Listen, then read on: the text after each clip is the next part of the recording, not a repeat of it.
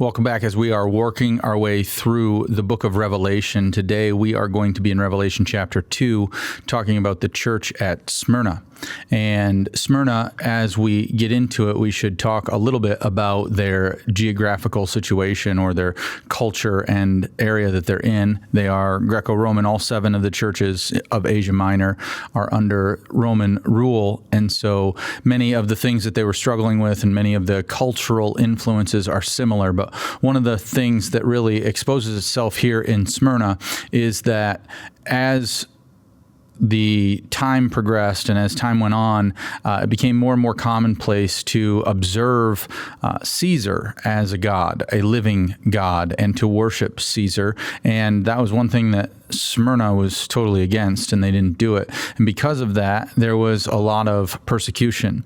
It didn't start in Smyrna. We'll talk about that next time, but it was popular in that area. And because the Christian church didn't accept gods other than the one true God, they were persecuted in a big way. And that persecution manifested itself big time in this area through social and economic persecution. The idea being that if you were a Christian, you wouldn't really be able to have a job, or if you were a Christian business owner, other businesses didn't want to do business with you. Smyrna is a city where a lot of trade traveled through, and so it's a very wealthy city, but the church in Smyrna was poverty-stricken because it was so difficult for them to operate within the city. And it's one of only 2 churches that receive a letter without a condemnation. It is all commendation. This is Christ saying to the church at Smyrna, you're doing what you're supposed to be doing. Keep up the good work. So let's look at Revelation chapter 2 together and then briefly talk about what the church in Smyrna has for us. Revelation chapter 2, starting in verse 8 says, "And to the angel of the church in Smyrna write, the words of the first and the last who died and came to life. I know your tribulation and your poverty, but you are rich, and the slander of those who say they are Jews and are not, but are a synagogue of Satan. Do not fear what you're about to suffer. Behold, the devil is about to throw some of you into prison, that you may be tested, and for 10 days you will have tribulation. Be faithful unto death, and I will give you the crown of life. He who has an ear, let him hear what the Spirit says to the churches. The one who conquers will not be hurt by the second death." So as we're walking through this is the revelation of Jesus Christ. So we want to ask ourselves, what does it tell us about Christ? What does it tell us that we should be obedient to, and how we can live our lives accordingly? And when we see a church that is commended and not told to fix anything, that's the church I want to be. And so I want to take more notes from the lifestyle acts of the church at Smyrna than the other churches, because they're doing it well and they are commended for it. As we're walking through this, we're paying attention to the intro line there about how Jesus is describing himself. It tells us a lot about who he is, but it also applies to the situation of that local church. And here he calls himself the one who died and came to life. That's important because he's talking to a church that is struggling. They are under severe persecution. They're having a real tough go at it. And if you need encouragement, who better to get it from than the one who suffered the worst suffering imaginable, who died in our place, who took on the penalty of sin for us. After living a perfect life, he comes from heaven to earth so that he can take our punishment, suffer in every possible way, and eventually die. And for him to say, I empathize with you. I know where you're at, church. I've been there. Truer words have never been spoken. He's the one who can empathize beyond all others because he has felt everything we could ever imagine. And because of that, he introduces himself in this text as the one who died and came to life. And then when he is talking to the church, he says, I know your tribulation and your poverty. He knows it. He knows it because he experienced it. He went through it. He knows exactly what they're dealing with and what it feels like physically, socially, emotionally. In every aspect, Christ can empathize with these people, and he can empathize with us. He's already been there. He already died. None of us can say that. And so the fact that he's gone through every part of life, up to and including death, and come back victorious, that means that he knows how we feel. He knows our struggle. He knows what we're going through. Whether it's tribulation, whether it's loss or sorrow, whatever it is, he understands it. And Smyrna is in their situation, not having a good go. And he says, I know your tribulation and your poverty. I understand you're broke. You got nothing. You are absolutely broke. I get it. I've been there. But then he parenthetically says, but you're rich. And the implication here is the idea that he's letting the faithful church understand that, yeah, you might not have a lot in this life. You might not have a lot of physical wealth and stuff to show for your hard work and your effort. However, spiritually, you're rich. Your inheritance is great, and someday your reward is going to be great. And it's this wonderful, amazing reminder that for the faithful who go through tribulation, it's all going to be worth it because of our hope that is Jesus Christ. He goes on to talk about understanding the slander of those who say they are Jews and are not, but are a synagogue of Satan. And again, Jesus gets this above all else because he was called a blasphemer. He was put to death based off of true statements that he had made about himself, and people who claimed to be Jews who were unfaithful and denied him as the Messiah ended up killing him. So he gets it. I understand that tribulation, he says. I've been there. But then we have to ask, who are these people? Who are the people who call themselves Jews but are actually the synagogue of Satan? There's a couple ways that this is understood. One is the literal. There are people who are claiming to be geographical heritage Jews, that they are of the line of Abraham. They claim Judaism as their heritage, but really they're Gentiles. And that's the literal understanding here. There's a more figurative understanding as well, and the figurative understanding is people who maybe they are actual Jews, but they're not faithful Jews. They don't really follow Judaism. Now, somewhere in the middle is probably what he's talking about, and what I mean by that is the first century, we call them Christians, but they didn't call themselves that yet. They called themselves Jews.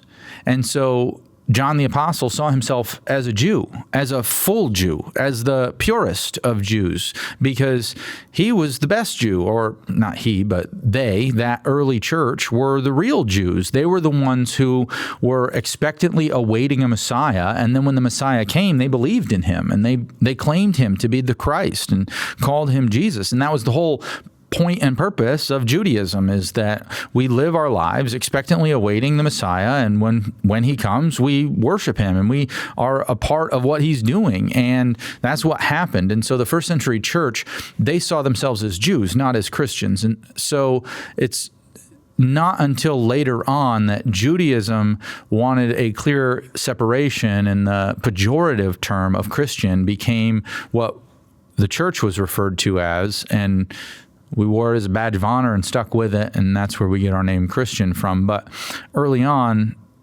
Jew in this context likely meant somebody who's a part of the church, somebody who claims to be a follower of Jesus Christ. And so that's somebody who, by today's standards, carries around the name Christian.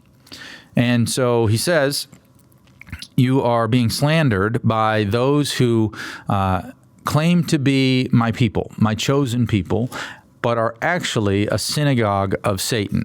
So In today's world, we can look at this as people who claim to be Christians. They say, I'm a Christian. They know all the right words. They can speak the language. They can do the things, but their life doesn't show Christianity, and neither do their actions. And they're actually, as Jesus says, a part of a synagogue of Satan. And then we have to kind of understand that as well.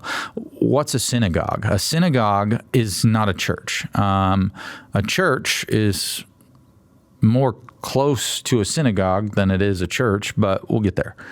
So in Judaism, you had two locales. You had the temple and you had the synagogue. And the temple was the place where the sacrificial and ritual worship transpired. That's where you took your sacrifices and your offerings, and you took care of the worship portion of things at temple. Synagogue is where they went to learn. It's where rabbis taught. Synagogue is more of a place of education, a place of schooling, and a place of learning the scriptures. And so by today's standard, we still have these same two things, really. We have the church, but the church is not the physical building. The church is you and I. The church is the people who are indwelled by the Spirit of God, and the church is the temple, right? So the temple was where the Spirit of God dwelled and where worship took place. Well, by today's standards, that temple is the modern church, which is the people, because the Spirit of God dwells within us, and we are called to worship Him. So Christians, the church, we take the place of the temple.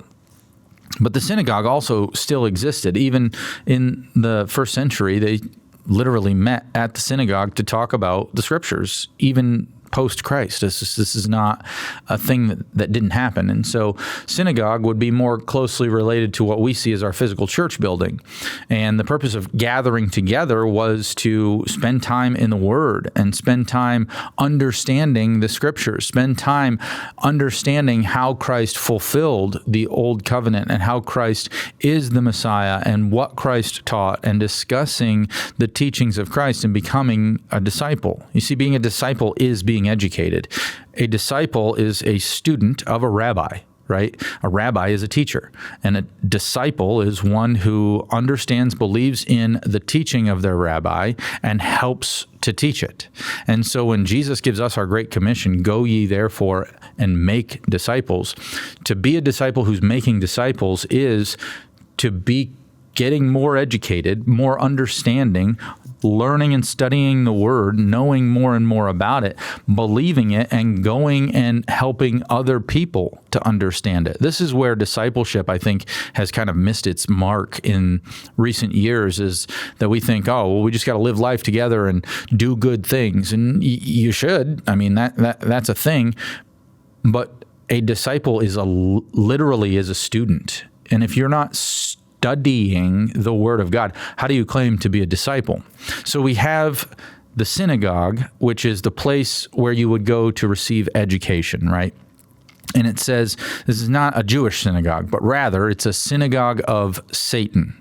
Okay, well, who's Satan? Satan is the enemy. He's the devil, right? But he has different names. And when God uses those different names in scriptures, it's because he's speaking into a certain portion of Satan's identity, just like we do with Christ, right? When we call him Christ, we are speaking to his messianic identity. He's the Messiah, so we call him Christ.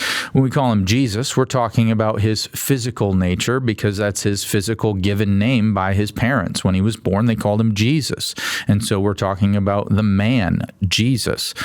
We usually call him Jesus Christ because he was human and the Messiah, so we say Jesus Christ. If we call him Lord, we are talking about his authority and his kingship and his lordship and his position above all things. So if we are referencing Jesus by these different terms, oftentimes we're talking about the different roles that he fulfills and the different characters and characteristics and nature that he has. Satan's similar. He has many different names. And so when the Bible is referring to him by a specific name, it's talking about that nature of him, that character that he possesses. So here we see Satan, and Satan means something.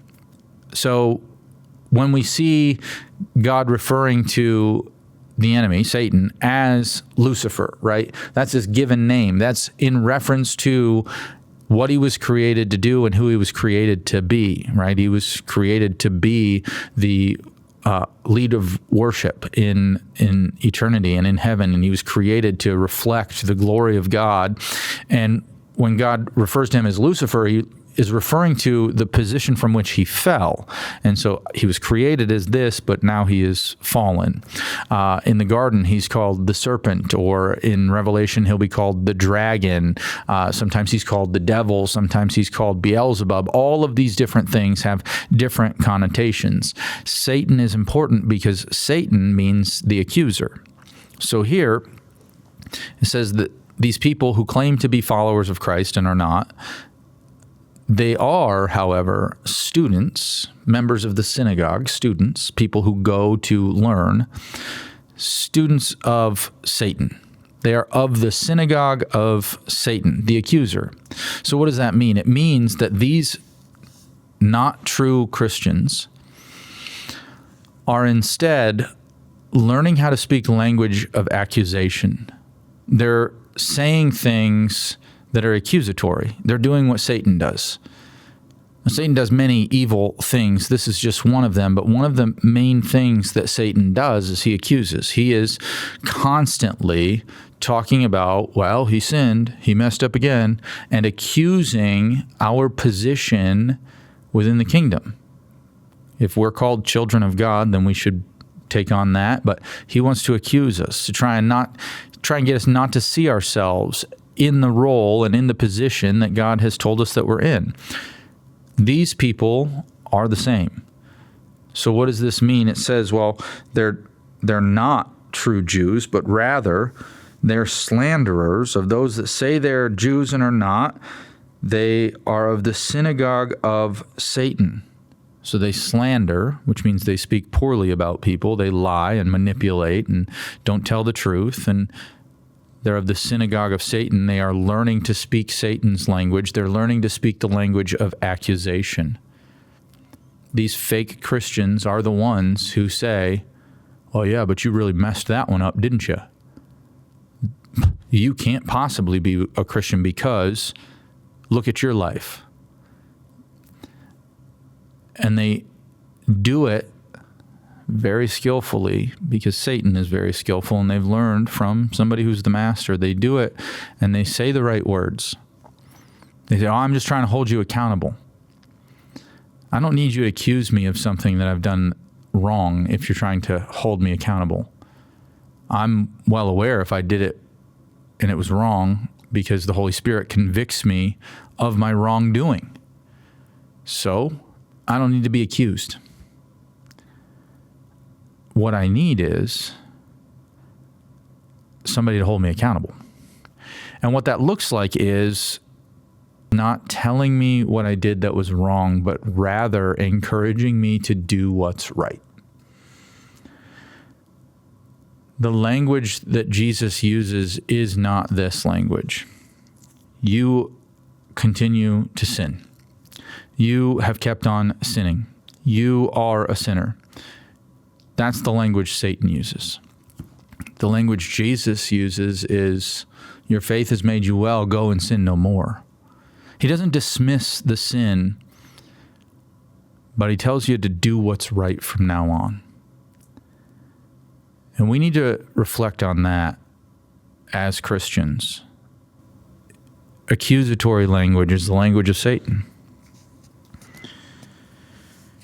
He goes on, he says, don't fear what you're about to suffer. The devil is about to throw some of you into prison that you may be tested for 10 days. 10 days could be literal, maybe not, don't really know. But what we do know is that 10 days typically represents a period of testing. We see Daniel ask for 10 days. Give me 10 days where I'll eat the veggies and you can test me at the end of it. And so this is a time of testing. And so Jesus is letting them know, you're going to go through tribulation. You're going to go through this time of testing. Don't worry. Persevere. Be faithful unto death, and I will give you the crown of life. As he's talking to the Smyrna church, and what he's saying to us is, first and foremost, don't be a member of the synagogue of Satan, but also persevere. The tribulation is going to come. You're going to go through times of testing. It's going to be difficult. Persevere. Be faithful, even unto death. Yeah, you may die. It may cost you everything. And if that's the case, so be it. Because he who has an ear, let him hear what the Spirit says to the churches. And the one who conquers will not be hurt by the second death. I'm not going to talk about that word conquers every time it comes up, but it keeps coming up. And this 7 letters to the 7 churches is the fullest culmination of what it looks like to be a Christian. And it says over and over, to the one who conquers. And so what does this mean about my life, about how we should respond? How do we keep these commandments? Well, we persevere through tribulation. We don't back down when we're slandered by the accusers. What does it tell us about Jesus? He's been there, and he empathizes with us, and he understands the difficult struggles that we're going to go through. And he tells us, if you remain faithful even unto death, if you conquer, you'll receive your inheritance. You will not be hurt by the second death. Thanks for joining us. I hope this is helpful as we walk through Revelation, and hopefully we'll see you on the next one as we talk about the letter to the church at Pergamum.